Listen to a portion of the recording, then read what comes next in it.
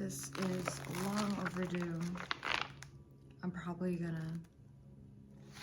I've read a few books that I haven't been able to get rid of, and I want to get rid of them and just take them to the really free market. Yet I still want to save some quotes that I've highlighted because it's a reflection. So this video is for me to archive the things I've highlighted in the books. The audio on this may not be the greatest, so I apologize. So this is one book I read because I saw it a lot, and then I saw it at a thrift store. And it got wet because I was supposed to do this and the water bottle leaked all over it. It was alright. It was kind of a nice diversion of what I've read before. And I know it's a little... Things right now are not really nice in regards to politics and people in politics, in regards to them knowing things that rich people know. And us being... I can't say more. I'm just a nurse. I'm not in politics. But things that I've highlighted. So I'm going to read them. This is what I highlighted. White families, meanwhile, were moving out of city in droves, lured by the suburbs, the promise of better schools, more space, and probably more whiteness too. This is her talking about the tail end of Chicago. Just people moving. But I didn't pay attention much to her, but I just liked the aspect that whiteness is brought up, which I don't think I followed her much to even know if she brought that up in general. So here's another one. I'll just read the paragraph because I highlighted sections. At the time the photo was taken, we were living across the hall from my father's parents in Parkway Gardens, an affordable housing project on the south side made up of modernist apartment buildings. It had been built in the 1950s and was designed as a co-op meant to ease post-World War II housing shortage for Black working-class families. Later, it would deteriorate under the grind of poverty and gang violence, becoming one of the city's most dangerous places to live. Long before this, though, when I was still a toddler, my parents, who had met as teenagers and married in their mid-20s, accepted an offer to move a few miles south to Robbie and Terry's place in a nicer neighborhood. I'm not sure why I highlighted that. Well, I'm reading the highlights. The sentence that I underlined was, "Everyone on earth, they tell us, was carrying around an unseen history, and that alone deserves some tolerance." But it's kind of out of context, so I'll read the paragraph. They're just talking about she's talking about the community that she lived in. Robbie and Terry were older. They grew up in a different era with different concerns. They'd seen things our parents hadn't, things that Craig and I, in our childish, I can't say this, couldn't begin to guess. This was some version of what my mother would say if we got too wound up about the grouchiness downstairs. Even if we didn't know the context, we were instructed to remember that context existed. Everyone on earth, they tell us, was carrying around an unseen history, and that alone deserved some tolerance. Robbie, I learned many years later, had sued Northwestern University for discrimination, having registered for a choral music workshop there in 1943 and been denied a room in the women's dorm. She was instructed to stay instead in a rooming house in town, a place for coloreds, she was told. Terry, meanwhile, had once been a Pullman porter on one of the overnight passenger rail lines running in and out of Chicago. It was a respectable, if not well-paying profession, made up of entirely Black men who kept their uniforms immaculate while also hauling luggages, serving meals, and generally tending to the needs of train passengers, including shining their shoes. So I had written, this is profound, maybe as like a profound lesson to teach, you know. I underlined, nobody was talking about self-esteem or growth mindsets. But the first sentence in this paragraph is, I liked I liked school right away. I liked my teacher, a diminutive white lady named Miss Burrows, who seemed ancient to me, but was probably in her 50s. So in the middle of this, I had highlighted that because I guess the awareness of that time frame not having that compared to now. And I'll read after it. It says, if you had a head start at home, you were rewarded for it at school, deemed bright or gifted, which in turn only compounded your confidence. The advantages aggregated quickly. The two smartest kids in my kindergarten class were Teddy, a Korean American boy, and Chiaka, an African American girl, who both would remain at the top of the class for years to come. It's interesting to read my highlights and be like, why did I highlight that? And now this book has pages stuck together because it got wet. Oh, here's one.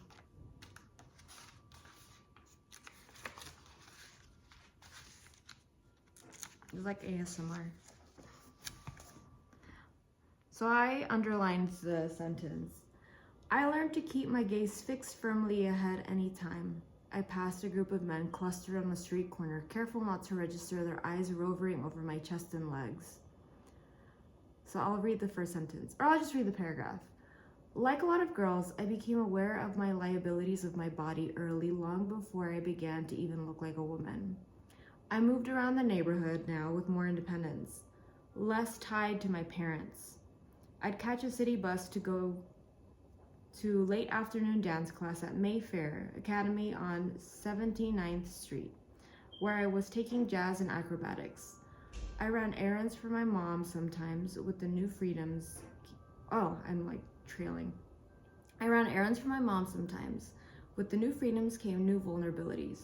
I learned to keep my gaze fixed firmly ahead anytime I passed a group of men clustered on a street corner, careful not to register their eyes roving over my chest and legs. I knew to ignore the catcalls when they came. I learned which blocks in our neighborhood were thought to be more dangerous than others, and I knew never to walk alone at night. I had thought about making a blog and like highlighting the things, I mean not highlighting, but typing out like the quotes or the things I underlined, but this may be a little better. That was too much. All right. This is not gonna be like an organized video with a bunch of editing and whatever is appeasing to the eye. This is for the slow video watchers that want to put something in the background or whatnot. That just don't want to be. This is for me. I underlined, her love came in the form of reliability. I'll read the paragraph for context. I just really like that. And I wrote under it, I want that. My mother was kind enough to meet my flight at O'Hare. Just seeing her gave me comfort. She was in her early 50s now, working full-time as an executive assistant at a downtown bank, which she described it as basically a bunch of men sitting at desks having gone into business because their fathers had been bankers before them. My mother was a force. She had little tolerance for fools. She kept her hair short and wore practical, unfussy clothes. Everything about her... Where did I leave off? Everything about her radiated competence and calm, as it had been when Craig and I were kids. She didn't get involved with their private lives. Her love came in the form of reliability. She showed up when your flight came in. She drove you home and offered you food if you were hungry. Her even temper was like shelter to me, a place to seek refuge. Then I underlined this sentence. Fulfillment, I'm sure, struck her as a rich person's conceit. And then I wrote, I really feel this even with immigrant families. I'll read the paragraph. Well, it's just like one line really. It says, fulfillment, I'm sure, struck her as a rich person's conceit. I doubt that my parents in their 30 years together even had once discussed it. I'll read this one. My mother didn't judge me for being ponderous. She wasn't one to give lectures or draw attention to her own sacrifices. She'd quietly supported every choice I've ever made. This time, though, she gave me a wry, sideways look hit her turn signal to get us off the freeway and back to our neighborhood and chuckled just a little. "If you're asking me," she said, "I say make the money first and worry about your happiness later." There's definitely another reason why I underline that, because I am the daughter of an immigrant parent who sacrificed himself more for money than for happiness. Okay, this one. I underline, he saw marriage as the loving alignment of two people who could lead parallel lives, but without foregoing any independent dreams or ambitions. I'll read the whole paragraph. She's talking about Barack Obama. What did Barack and I want? We wanted a modern partnership that suited us both.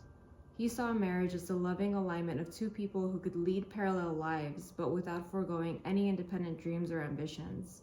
For me, marriage is more like a full-on merger of reconfiguring of two lives into one, with well-being of a family taking precedence over any one agenda or goal. I didn't exactly want a life like my parents had. I didn't want to live in the same house forever, work the same job, and never claim any space for myself. But I didn't want the year-to-year, decade-to-decade steadiness they had. But I did want the year-to-year and decade-to-decade steadiness they had.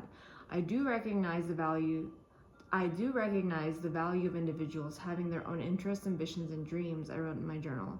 But I don't believe the pursuit of one person's dream should come at the expense of the couple. This is why I like TikTok better, just because I feel like I can just dress. I have this sense of like, oh, I need to look okay on camera or something, but we're not doing that. Let's read this. I think it's about 2008, but I'll just read the sentence. She said, "The titans of Wall Street, the world now realized, had spent years racking up profits on the backs of junk home loans." I'll finish the sentence. "Stocks plummeted, credit markets froze, and retirement funds vanished." And then there's another one. Sentence was, "He was this man who no longer had a father or mother, about to be elected the leader of the world." Oh, I just thought the sentence when I was reading this was like, damn. And I was like, I did not know this. And I wrote, what a sentence. I'm gonna read the paragraph. Never one to overmote, my mom just gave him a sideways look and shrugged, causing them both to smile. Later, though, she described to me how overcome she felt right then, struck just as I'd been by his vulnerability. America had come to see Barack as self-assured, powerful, but my mother also recognized the gravity of the passage, the loneliness of the job ahead. He was this man who no longer had a father or mother, about to be elected the leader of the world, of the free world.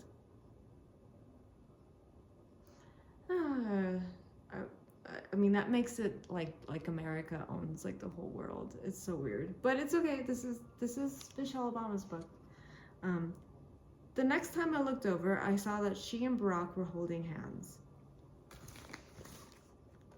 It's very like American pride sentiment. It's kind of hard for me because being like born Hispanic, sometimes I don't feel like I can have the sentiment of being proud, and it's interesting. It's an interesting situation. Like, how do I put it into words? I want to be humbled in a privilege. I want to understand that I do have privileges as an American and I have access to a lot. I do have this type of pride being an American woman. I have a lot of almost like luxury to move about the world in a way that I've seen that in other countries they don't realize is very disrespectful. Like, there's a lot of like, in regards to the culture of American, there's unfortunately some type of detachment in regards to consideration and empathy. Like, it's very like going through the world without a lack of care because you're free. but I don't want that. I still want to go through the world, and I still notice the freedom I have walking in other worlds as a woman that is, even though I'm brown, I'm American. So it's just interesting. This is not about the book right now. This is just what trailed off. Okay. So I underlined, nobody who has the words first and black attached to them would ever would. Oh, I said that weird. I'll read the paragraph. I was humbled and excited to be First Lady, and not for 1 second did I think I'd be sliding into some glamorous, easy role. Nobody who has the words first and black attached to them ever would. I stood at the foot of the mountain, knowing I need to climb my way into favor.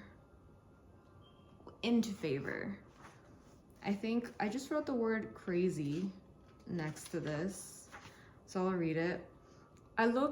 I took in the spectacle, thousands and thousands of pounds of metal, a squad of commandos, bulletproof everything.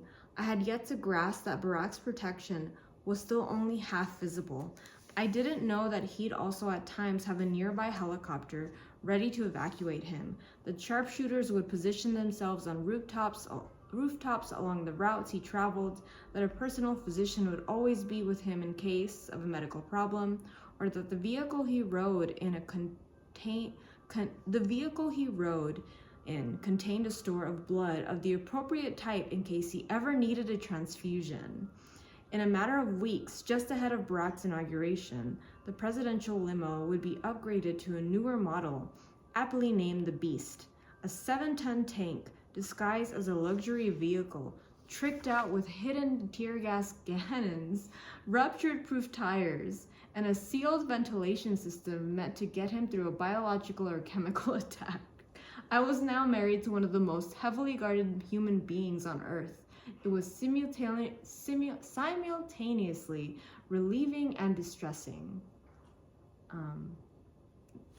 I think I went crazy because I'm a nurse and I'm like, wow, like you need like refrigeration for that blood type and all that stuff, and that's wild. Okay, this I like marked the whole box and put a star. So I'll read the paragraph to give context to myself and whenever I care about listening to this. I don't know why. It's like a hoarding thing. Like I just want to have this thing I interacted. I don't get it. So the president-elect, I learned, is given access to $100,000 in federal funds to help with moving and redecorating. But Barack insisted that we pay for everything ourselves, using what we'd save from his book royalties. As long as I've known him, he's been this way, extra vigilant when it comes to matters of money and ethics, holding himself to a higher standard than even when it's dictated by law. There's an age-old maxim in the Black community: you've got to be twice as good to get half as far. As the first African American family in the White House, we were being viewed as representatives of our race. Any error or lapse in judgment we knew would be magnified, read as something more than what it was. I was like, that's true. There's more judgment. More like something goes wrong. Oh, of course, because he's Black, some situation like that, or it definitely leads to like a sense of anxiety to make an error. And I don't say that to make an excuse for anything that he's been attached to or has done, because there is harm, but we're focused right now on the book. We're not focused on everything that I do not know that he has done since. And when he got elected, I was in high school. I am 35 now. So this sentence I underlined was, for him, the removal of all obligations and worries concerning the home made him nothing but happy, if only because it freed his brain. And I wrote, what a luxury. The paragraph is, as long as I've known him, Barack has never derived pleasure from shopping, cooking, or home maintenance of any kind. He's not someone who keeps power tools in the basement or shakes off stress by making a risotto or trimming hedges. For him, the removal of all obligations and worries concerning the home made him nothing but happy, if only because it freed his brain, allowing it to roam unfettered over large concerns, of which there were many. I think I struggle to make food for myself, and sometimes I struggle to find enjoyment in those things. Like, it has to be something that I really need to do. So this one I highlighted. We realized that some of these items were being flown in at a great expense from overseas. I think it was because I thought that was wild, just seeing the luxury, that it may not even be necessary. It's like, why? Why? Do we, I'm probably being ignorant, but do I pay for that too? Like, is that coming out of my taxes? So, why do they need to redecorate their home? Why don't they just continue having, I understand furniture is, like, you're forced to live somewhere, but like, you're refurnishing a home like every 4 years when someone's elected. What are they doing the furniture beforehand? Are they being sustainable, or just chucking it in the trash or giving it away? Like, you do not need to refurnish your home every 4 years. Like, just replace things and make things better. Be sustainable, but that is my opinion. So, let me read the paragraph to give context. For the first few months in the White House, I felt the need to be watchful over everything. One of my earliest lessons was that it could be relatively costly to live there.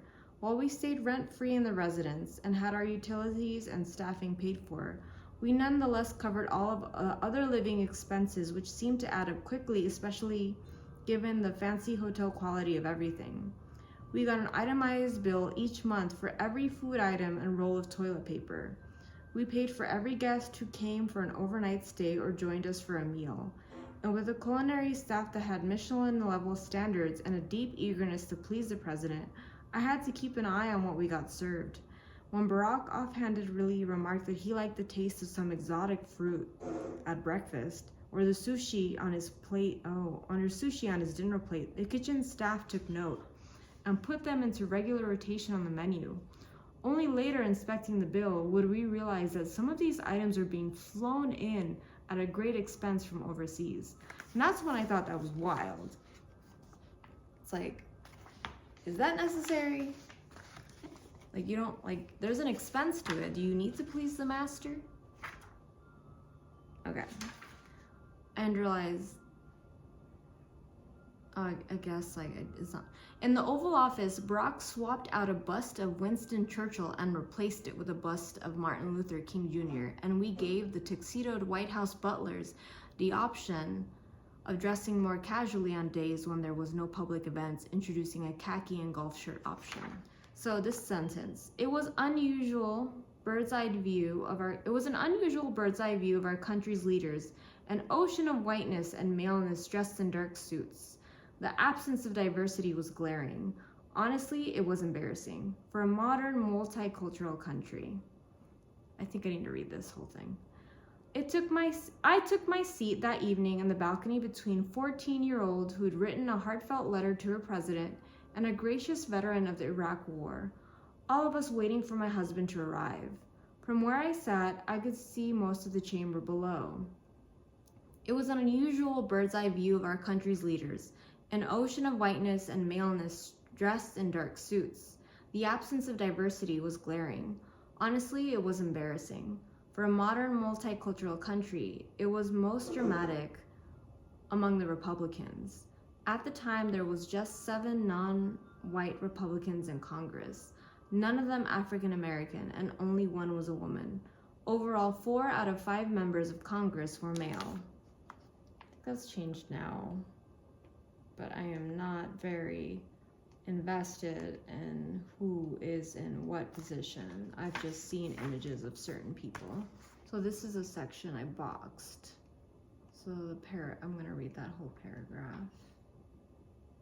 Sometimes I just want to reread these things because this looks interesting. Attention to those who enter here. If you are coming into this room with sorrow or to feel sorry for my wounds, go elsewhere. The wounds I received, I got in a job I love doing. Job I love. Doing it for people I love. Supporting the freedom of a country I deeply love. I am incredibly tough and I will make a full recovery. Someone was in a hospital. Many visits to each room were short or long as a service member wanted them to be. Each conversation was private with no media or staff observing. The mood was sometimes somber, sometimes light, prompted by a team banner of photos on the wall. We talk about sports, our home states, our children, or Afghanistan and what happened to them there. We sometimes discuss what we also needed, also what they didn't need, which, as they'd often tell me, was pity, anyone's pity. I'm wondering who this was. It was when the first time she went to Walter Reed National Military Medical Center, and how it serviced people that were evacuated from Iraq and Afghanistan. That's just an interesting thing that someone had posted that on their door, I guess.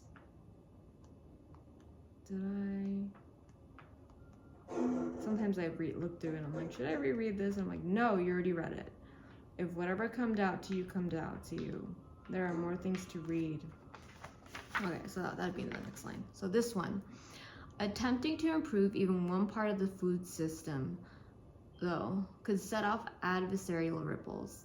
If I were to try to declare war on sugary drinks marketed to kids, it would likely be opposed not just by big beverage companies, but also by farmers who supplied the corn used in many sweeteners.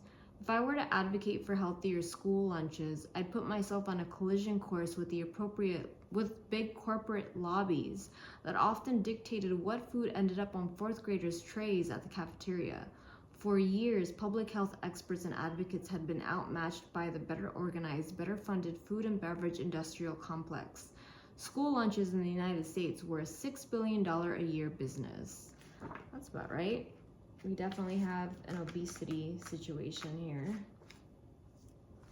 because I read it in my continuing education to renew my nursing license. And they wanted us to be informed on how to talk to people that are considered overweight and want to gain help or access to resources for losing weight for their well-being. I underlined this sentence. The idea that kids will invest more when they feel they're being invested in. So I'll read the paragraph. An economist from a British university would later put out a study that looked at the test performances of Elizabeth Garrett Anderson students, find that their overall scores jumped significantly after I'd started connecting with them, the equivalent of moving from a C average to an A. Any credit for improvement really belonged to the girls, their teachers, and the daily work they did together, but it also affirmed the idea that kids will invest more when they feel like they're being invested in. I understood that there was power in showing children my regard. So all of us believe you belong here, I said to the Elizabeth Garrett Anderson girls as they sat, many of them looking awestruck in the Gothic old world dining hall of Oxford, surrounded by university professors and students who come out for the day to mentor them. I said something similar anytime we had kids visit the White House. Teens we invited from Standing Rock Sioux Reservation, children from local schools who showed up to work in the garden, high schoolers for a career day and workshops in fashion, music and poetry, even kids I only got to give a quick, empathetic hug to rope in a line. The message was always the same. You belong, you matter. I think highly of you. Okay, so we're at the epilogue section. So I will just read that and I'm done. I can get rid of this book and stop being a hoarder. Because I don't know why. Is that sameness breeds more sameness until you make a thoughtful effort to counteract it. So the paragraph is, sitting on the inaugural stage in front of the U.S. Capitol for the third time, I worked to contain my emotion. The vibrant diversity of the two previous inaugurations were gone, replaced with what felt like a dispirited uniformity, the kind of overwhelmingly white and male tableau I'd encountered so many times in my life. Especially in the more privileged places, the various corridors of power, I'd somehow found my way into since leaving my childhood home. When I knew from working in professional environments, from recurring new lawyers for Sidley and Austin to hiring staff at the White House, is that the sameness breeds more sameness until you make a thoughtful effort to counteract it. And then here I underlined, at 54, I am still in progress, and I hope I will always be. This is when when she stopped, so being first lady. So I am now a new beginning in a new phase of life. For the first time in many years, I'm unhooked from any obligations as a political spouse, unencumbered by other people's expectations. I have 2 nearly grown daughters who need me less than they once did. I have a husband who no longer carries the weight of the nation on his shoulders. The responsibilities I felt to Sasha and Malia, to Barack, to my career and my country. I have shifted in ways that allow me to think differently about what comes next. I've had more time to reflect, to simply be myself. At 54, I am still in progress, and I hope I will always be. And then I underlined, becoming is never giving up on the idea that there's more growing to be done.